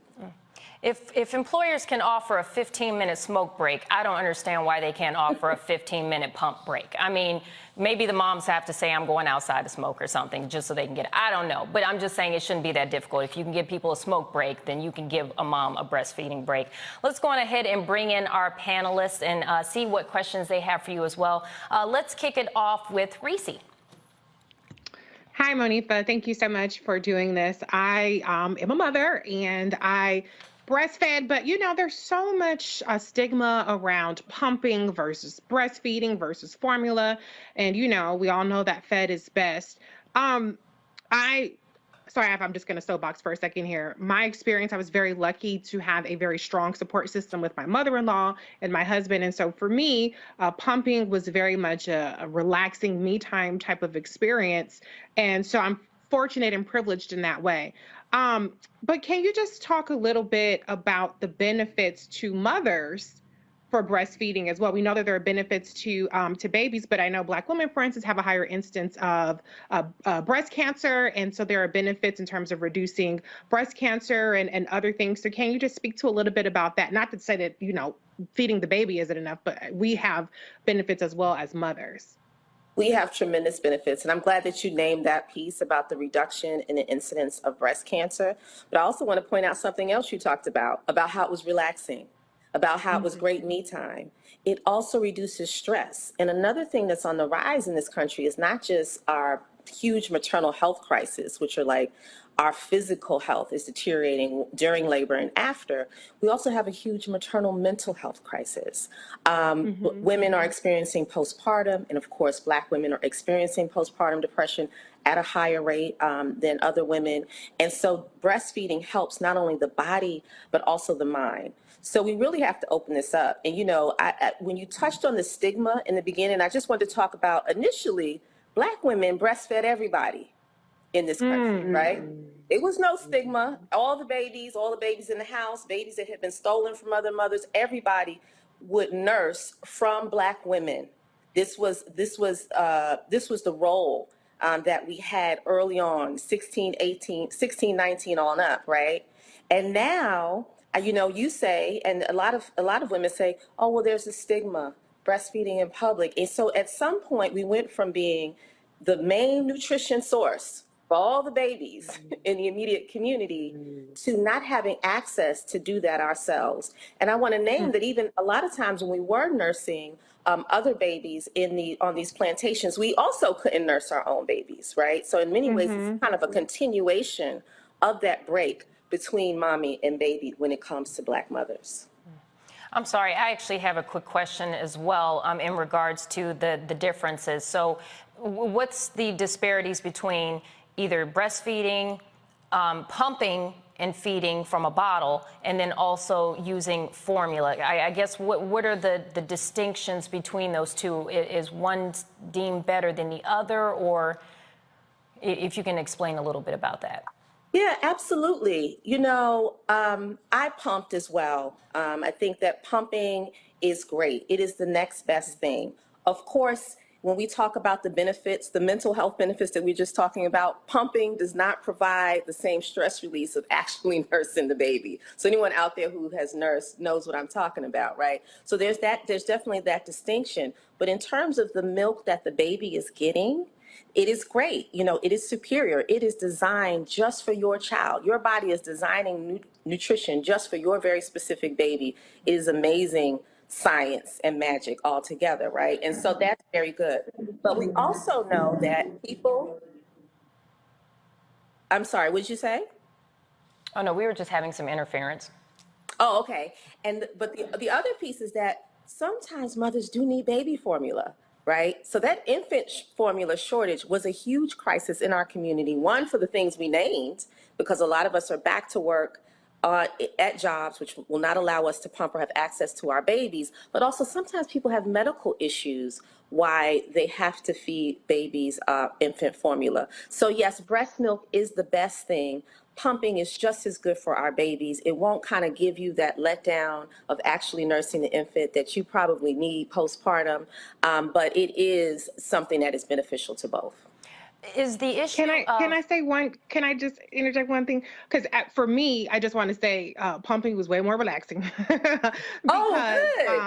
Yeah, because you know I'm a data girl, I'm a numbers girl, so knowing exactly how much I was pumping, knowing exactly how much my baby was being fed was a huge stress reliever. And then my daughter, when I was nursing, she would nurse for an hour and then still be crying. I'm like, oh hell no. So you know, just for me, it was it wasn't as an emotional thing, but it was more of an efficiency thing and just like a control thing. So everybody has different experiences, and I understand that there are psychological benefits both ways. But the reason why I brought up the stigma is because, you know, on the mom, you know, forums and message boards, there are people who get on their soapbox about, nursing as opposed to pumping or whatever the case may be. So I just want to speak up for the pumping mothers out there. Okay, you still doing your thing.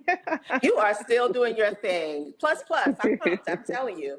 And during this week, Black Breastfeeding Week, we're highlighting all that, right? The pumping moms, the moms fighting to have access to breastfeeding. This week was founded by an amazing Black woman, Kimberly Seals Ehlers of the Mocha Manual, the Black Mothers Breastfeeding Association, and Brown Mamas Breastfeed. So we've been at the forefront of, as Black women, pushing forth this week for 10 years, but we are pushing forward all of the stories. There is no wrong answer. Monifa, a quick question for you. Would the issue of the child latching on, is that a big issue among minority women as well? And is that also impacting a lot of the reasoning for why a lot of minority women choose not to breastfeed? Absolutely. And in fact, one of the things that we name at Moms Rising is that we need greater diversity in the field of lactation. So when you go and you sit with an expert or you get a lactation consultant, it's very difficult to find someone who looks like you, who has the same cultural background, who speaks your language. And this is huge. And also we have something in this country called baby-friendly hospitals, right? And those are hospitals that have a gold star for helping moms to do everything from take care of baby to latch on to making sure they're having good birthing experiences and outcomes. And our communities are less likely to have these baby-friendly hospitals in them. So having access to these professionals that reflect us, we see that impacting whether or not Black women breastfeed. We haven't heard from Terrain. Love to hear your thoughts or any questions you may have. My mama didn't raise no fools. I'm staying in my lane, and I'm just gonna. All I'm gonna do is sit here and listen. The only question I do have is, what can men do who are in relationships with women who are lactating? How can we help assist the process? And that's all I got. I love that question, and I think it's a really important one. We actually find data shows that in our communities, women are more likely to breastfeed if it is something that is supported by and agreed upon with her partner, right? So there is this kind of peer support, positive peer pressure, that when both parents feel like this is a good thing, right? There is no shame, there is no stigma, we're gonna work on this together. Mothers are more likely to be successful in breastfeeding. So men should support other men in saying, this is what these things are for. They are to feed babies, and I'm not going to let you feel shame or stigma when you're feeding our child. It really means so much. And so having those conversations and speaking up as men in support of breastfeeding does a lot more than some people think. That was an excellent question. I don't believe we've heard from Erica. Sure. So, Monifa, thank you for the incredible work you've been doing over the years. My question was going to be along with what was mentioned earlier with regards to babies that don't latch on. So maybe the mother chooses to pump or have formula.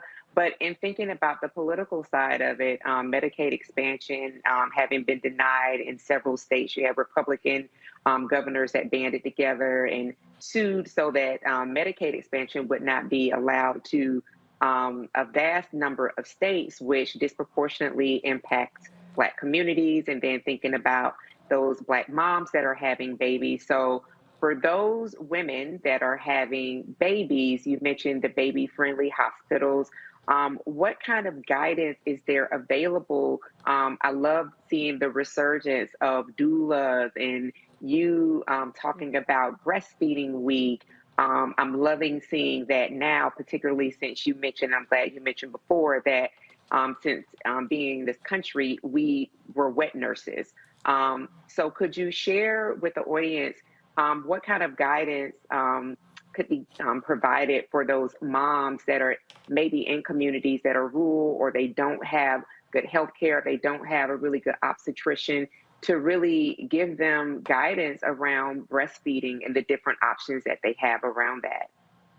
Thank you. And that question is exactly why Kimberly Seals Ehlers created Black Breastfeeding Week, was to pull all these resources together and push it out on all the platforms. So people who are watching, if you go to blackbreastfeedingweek.org, blackbreastfeedingweek.org, you can open up a host of resources. There's even something called the MOCA manual, right? Because like you said, some people are in communities where not only can't they access a lactation expert that looks like them, they can't access a lactation expert at all, right? There's not one where they gave birth or where they're going for their follow-up. And so that's just the reality. So we're trying to put these tools and this information out there on all the channels that we have, while we fight to tear down the policy barriers that prevent these hospitals and places where we give birth from having not only what we need, but what we deserve, right? We deserve this as Black women, to have access to these lactation consultants that can get us started and can follow up with us.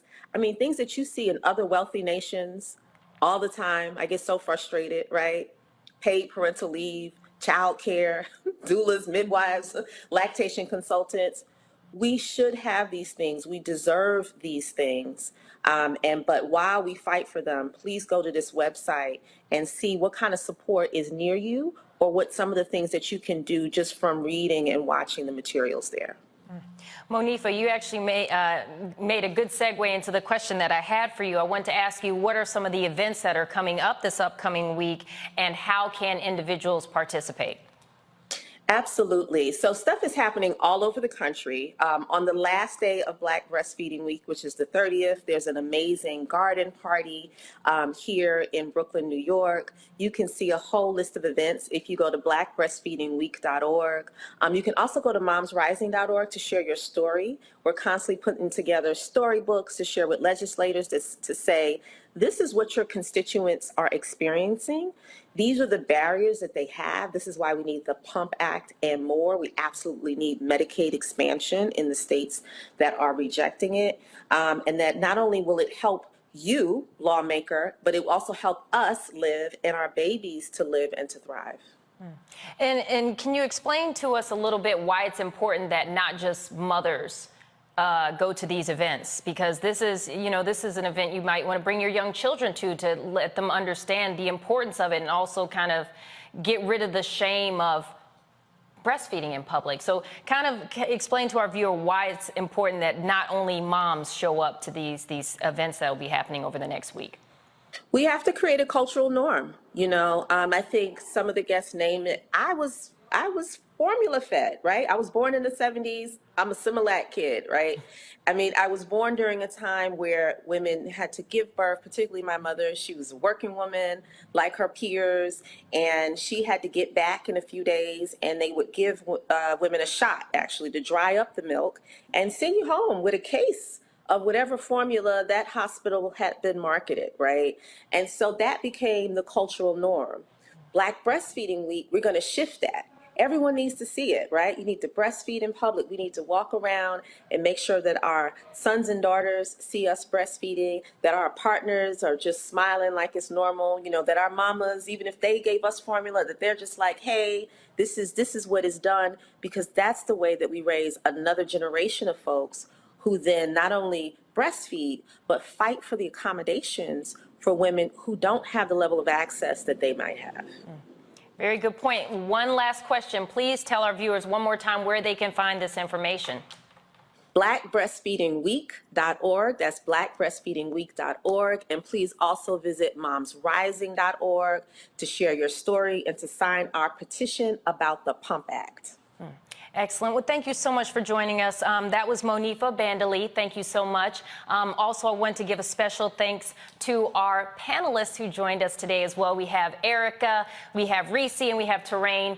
They gave some great input and had some great questions for our guests. So I want to thank you all for joining us tonight. On that note, we do have to end the show. I know you guys don't want to go, but I have good news for you. There's a show tomorrow, so you can always tune in and find out what's going on and hear from our great panelists. But until then, you all have an absolutely wonderful night, and I'll see you all tomorrow.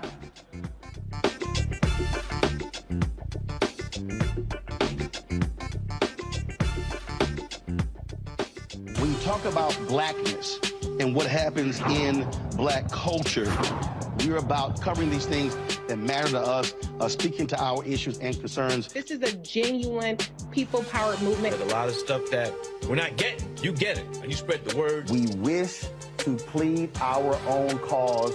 Too long have others spoken for us. We cannot tell our own story if we can't pay for it. This is about covering us. Invest in Black-owned media. Your dollars matter. We don't have to keep asking them to cover our stuff. So please support us in what we do, folks. We want to hit 2,000 people, $50 this month, raise $100,000. We're behind 100,000, so we want to hit that. Y'all money makes this possible. Checks and money orders go to P.O. Box 57196, Washington, D.C. 20037-0196. The Cash App is $RM Unfiltered. PayPal is R Martin Unfiltered. Venmo is RM Unfiltered. Zelle is Roland@RolandSMartin.com.